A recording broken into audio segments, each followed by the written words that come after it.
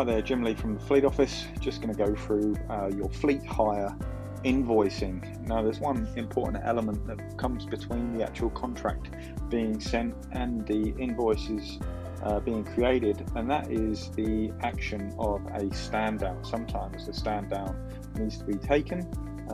When someone calls you, they'll tell you their contract number or their customer number. In this case, we'll look for testing code that we just created, and there's the contract that they've got in place at the moment. I'll go in there, and up on the top here you see a stand downs tab.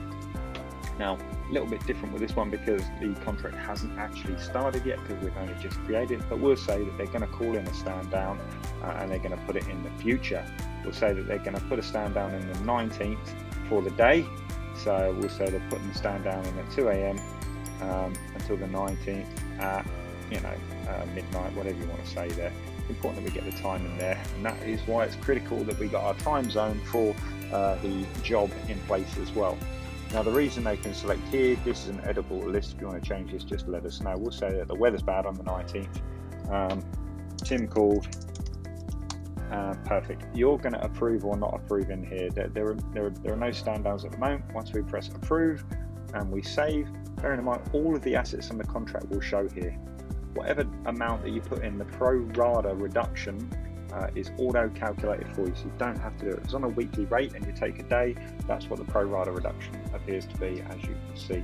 If you've got multiple assets, they might be standing all of them down, might be standing one of them down, they'll let you know. So I go in here and I press save. I have an auto assigned stand down reference number that I can tell them over the phone should they need it for later on. If you get some information from your boss or your client or whoever, you can go in there and you can cancel stand down straight away. Be aware that if the asset runs up and our tracker records more than 30 minutes of activity, 30 minutes is a fair amount of time for them to load on the truck or move around the yard. If it works for more than 30 minutes, an alert will go out and auto cancel that stand down. It will tell you that that stand down is no longer valid. At that point, you have some objective data to have the discussion with the client. They can make their case for actually not using it, but at that point, if they are using the asset, you've just saved yourself $875.07. Okay, so that allows us to go nicely onto invoicing.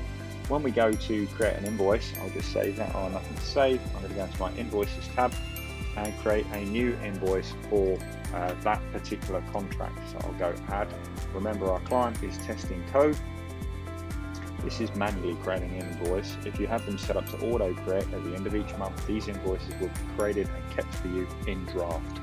They won't be approved until you save and change that. So the contract we're looking at is 4/9. There's my full hire period dates. I'm going to put the contract, the bill from the 15th up until the end of the month. So we're going to bill them probably in advance because they might be a cash company. The due date can be whatever date you want to put. It puts up a suggested there based on the information that you've already put into the system.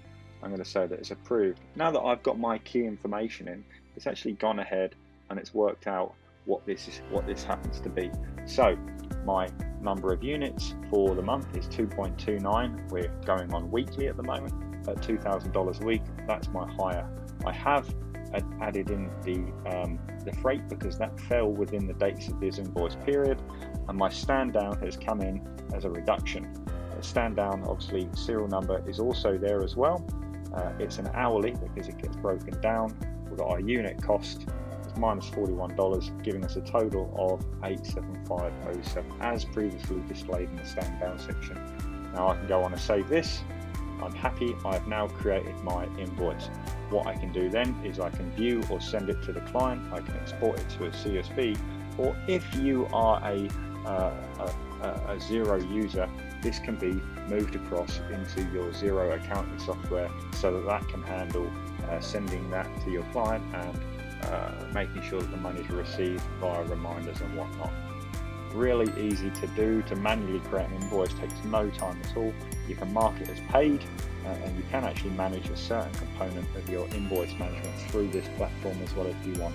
The advice is to integrate it with your accounting systems. You're all on the same page. However, you can use this if you're a smaller player and you don't want to pay additional money for an accounting system.